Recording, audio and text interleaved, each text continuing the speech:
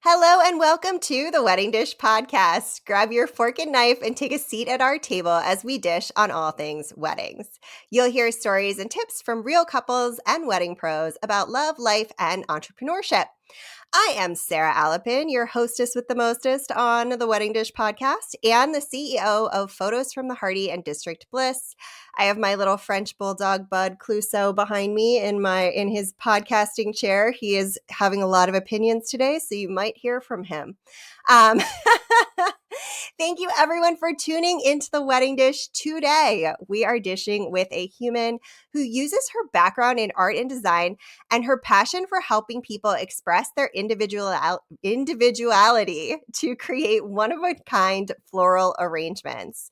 She brings her creativity, artistry, and a personalized touch to her custom arrangements of wooden flowers. We are chatting with the human behind Heart and Sola Creations. Katie Wood, thank you so much for being here today on the Wedding Dish. Hello, thanks for having me. I'm so excited. So excited too. I love your background. I can already tell you're talented just from that. Oh, thank you. Not that I didn't peep your work before you came on. I love it. It's just beautiful. Well, You thank all, you. if you want to see this, you're going to have to go on to and look on our YouTube for the video version of this podcast, or Indeed. maybe follow Katie too. Yes. That works too. Yes. That always helps. Either way. You'll find out where at the end. Okay. Today, we are dishing about reimagining some of the quote unquote traditional pieces of the wedding. There are so many things that we hear during the planning process that come from people we love or the things that we read or just society in general, but you don't have to do anything that you don't want to do at your wedding. And you can adjust any piece of your wedding to celebrate in a way that feels right for you. So I know you are equally as passionate about this, Katie, as I am. So are you ready to dive in? And Absolutely. all right. So, why is personalizing the arrangements on the wedding day special for couples? So for wedding days, a lot of the times they kind of look pretty similar. There's some sort of ceremony, there's some sort of party. So I always feel like the more customization you can do, the better. And that just helps the day feel more like you and whoever you're marrying. And that just can extend to anything, down to your napkins and your silverware and all the way up to your flowers and whatever you're wearing. So if you can customize something that, like your flowers that you're going to be holding all day or wearing all day or in a lot of your pictures, it Yeah. just adds another layer that is like totally you, and it will help you, feel connection to all of the photos and videos you see afterward. I love that. And it's kind of an approachable way to add something that's a little bit pop of personality, let's say, Yes. to something that doesn't necessarily look like too dramatically outside of what your family might have been dreaming of your entire life, if that is Yep. the situation you live in. Yes. Okay, so what are some of the ways that you have reimagined bouquets? In addition to bouquets, we can do whatever you want, but with bouquets, I have incorporated pieces of the bride's mom's bridal attire. I had one friend of mine, she's one of my best friends, and we got her mom's veil, and I was actually allowed to take it apart. So there was like a beaded headband across the front of it, and I cut that apart and I put the beads together in like a brooch almost, and I used them as the centers in really large flowers in the bouquet. So there's two flowers in her bouquet that are literally made with her mom's veil. So that was super special.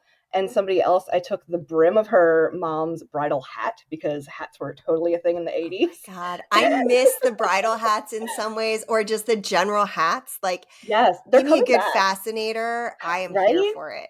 Oh, I would love to make a fascinator. If you're interested in a fascinator, like hit me up because I'm dying to do one. Yes. But I took a Everyone get bride's on that. Yes, I took a bride's mom's bridal hat and I took the brim of it and I put it around her bouquet, and then I took her grandmom's earrings and actually cut them into pieces. and used them as the centers of flowers in her bouquet. And it's so cool because not only are you getting a really customized item for that one day, but since they're wood flowers, they don't die.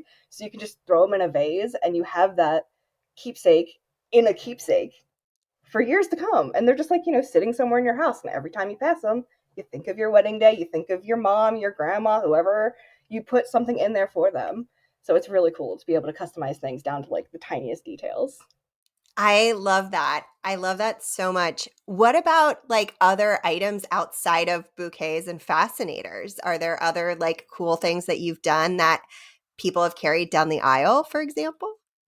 Absolutely. I have done baskets for flower girls. I have done little hoops that are kind of similar to this thing behind me if you see it on the YouTube.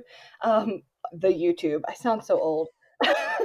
If you see We're it like on the YouTube millions. video, maybe it's a little better. So you can have a hoop that has flowers on it, or I've actually done like a wreath that was chicken wire on the inside of the wreath. So it was like a really rustic kind of feel to the flowers. I've also done like really fancy, like corsage boutonniere kind of things that you can like pin onto people, regular boutonnieres, corsages that you wear on your wrist. Like there's everything that you can imagine. I can make it. How cool. Have you ever seen the ones where they carry adoptable puppies down the aisle and they do like floors? Have you ever done I those? have. Because oh my I God. haven't done the puppies. I have seen them. Okay. But yes, I have also done the kind of thing where like it's a headband or something. Yeah, so it's kind of close to a fascinator, but not exactly a Cool. fascinator. But I've done like, flower crowns and stuff like that. So yeah. How fun is that? Yeah. Oh my God, I love it so much. I wish for you in the future. I'm channeling someone who does one of those adoptable puppy or farm animal or Yes. something That would be weddings. so fun. I feel like you would do such a good job. I would have a lot of fun with it. So I I'm know, down. right? I love like off the wall ideas. Like the weirder people get, I'm like, hell yeah, let's do it. I'll figure it out. I know, it's the best. I mean, I love, don't get me wrong, I love my traditional couples as well, but Oh I yeah. love when people like do something really like that pushes me to think creatively in a way Yep. that I like haven't had to do yet and Hmm. problem solve. Like those are so much fun. So I feel you in my soul. Yes, I had one couple who wanted a spider and a skull in every item. So from the bridal bouquet to the bridesmaids hoops to the boutonnieres that the groom and groomsmen wore and the parents, the corsages, they all had like a little skull and they all had at least one spider, and it was so cool. Oh my But it God, was I fun love it trying to so figure out where much. to like stick the little spiders into the flowers and stuff like that so they weren't like too in your face, but you could see them still. Yeah, it was a lot of fun. I love it. Oh my gosh. It's so fun. Yeah, Yeah, you all just, be you, be unique. exactly. We're here for it. Okay, so I know you've done a couple like thematic weddings as Mhm. well, in addition to what you were just talking about. Can you tell me a little bit about some of like the different themes that people have asked you to include in their arrangements? I have done ones that are like Galaxy. There was a one that was on a May 4th, so it's the May the 4th be with you Star Wars esque. But she was like, it is so subtle, but it is Star Wars. So I feel like that was some sort of compromise happening there. But the flowers I actually made purple roses and then like sprinkled kind of other lighter colors of purple and white on them, so they looked like galaxies. So that was really cool. That was in all of the bouquets, all the boutonnieres, like every floral item they got. They actually got 144 loose flowers that were individually stemmed to make their own centerpieces. I can't tell you how many times I counted those to make sure that they were 144, but it was a lot of fun. They were all galaxy, so they were all purple, all galaxy. It was really fun. I've also done ones that like a Beauty and the Beast kind of theme. So it was red wood roses and then roses made out of book pages because Belle loves to read. So that was fun. I've also used the same kind of thing for like Harry Potter esque weddings where they're actually made out of Harry Potter books. So if you look on the pages, like you can see like character names and stuff like that. So like that was fun too. Think of how much fun that would be as the guest. Yes. Yeah. Like to just be like looking and be like, wait, does that say Azkaban? Right? It said Voldemort like on one of the leaves in my own bouquet from my wedding, and I was like, is that like a bad omen? No, It was fine. I think it's good luck, in fact. I mean, so far so good. So I'm gonna go with that one. And I think I saw, did you say you were married for over 10 years? We got married on our 10th anniversary. So we were together 10 Ah, years and now we've been married for 6. okay, okay.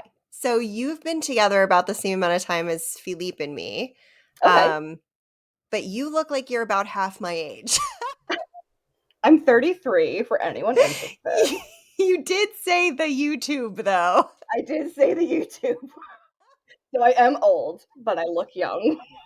You are not old, but you do look very young and also so adorable. I love your headshots so much. Oh, That's thanks. My not why dad's a we're here, but photographer, so that helps. that does help. And that Yeah. probably has helped you with some of your creative skills. I love Oh, that. yeah. Definitely. Oh my gosh. Okay, awesome. So, I know you're really passionate about helping couples infuse their personalities into their wedding day. How much do they like I guess how involved do you like to be? I really love when my couples like reach out and ask me for like insight into this or that. And I'm curious, like it's very different because I'm there on the wedding day. So I'm Mhm. curious, like how involved do you like to be with your couples in like the planning of the piece or pieces that you are creating? My favorites are the kind of couples who have like, this is the colors we want, and like, we don't really have any other rules, and just like, go ahead, we trust you. Like, having all of that creative license is like, an artist's dream. But I'm also fine with someone saying, like, I want this specific color, this swatch, and I want these three flowers, and I can work with that too. But beyond like the florals of things, if people have questions for me, like I'm always up to answer. I have opinions on everything and I am cool with sharing them. So people will ask me like, the most random things and I'm always a champion of like do whatever the hell you want. It's your day.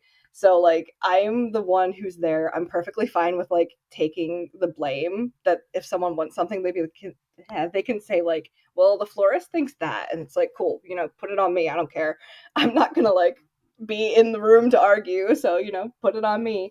It was so funny when I was getting married. Like I said, my dad's a photographer. So he's been, to a million weddings. And he always said, it's your day. Screw it up however you want. And like, it sounds terrible, but if you know my dad, like that is so something he would say. And it just took all the stress off, Like, it's a big day, but it's not like the end all be all. So have fun with it. Do whatever the hell you want. It's your day. And that's all you have to worry about. Yes, Yeah. yes. There are always going to be bumps. There's always going to be something that isn't exactly right. That's how life is. We are messy, but we are perfect in our own way, in our very imperfect, beautiful way. Yeah, and it's interesting because, like you said, you're there on the day, and almost all of my weddings actually happen in other states. I ship all over the country, and I mean, I'll ship anywhere, but so far it's all just been in the US, so like for now. But like there are plenty of times where I don't know what happened on the day. Like I send out questionnaires to my couples after the day, like to get feedback and hear about the wedding and, see pictures and all that kind of stuff. And, some don't answer me. So I'm kind of just like, well, I hope it went well. But I do love That's hearing afterward how it went. that's so okay. So that actually leads me to something that I want to share with couples because this needs to be a PSA to everyone. Sure. As the photographer, I like to share my photos with Mhm. all of the people who were involved in making the wedding day because one, it's just good practice. Two, it helps us all because we promote each other and we tag each other and it just widens the reach for everybody. But also, like, we put so much heart and soul into everything that we do. Like, we want to know that it was like a happy day and that it worked out the way that, so like, share them like share when I send out a questionnaire and I say like who are your vendors, like can you give me like at least the names. I Mhm. ask for their tags or websites too, but I mean couples are busy. Like I get it. I can Yep. Google. Um, and sometimes if I'm not sure, I'll like email the person and be like, hi, I think I photographed some of your work. Does this look like your work? Yep. If so, I'll send you the photos.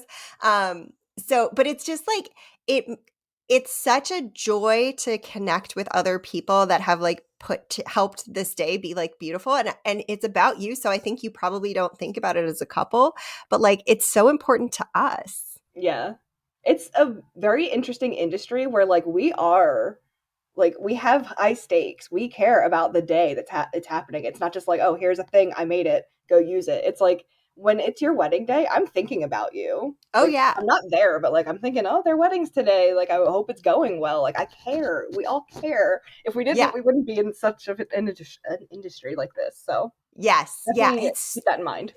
It's like one of those industries where like you would never do this job if you didn't love your people and like the Mhm, process and the whole thing. Like you, I'm sure, spend so many hours on the front side. I spend like 40 hours on the back side for every wedding minimum.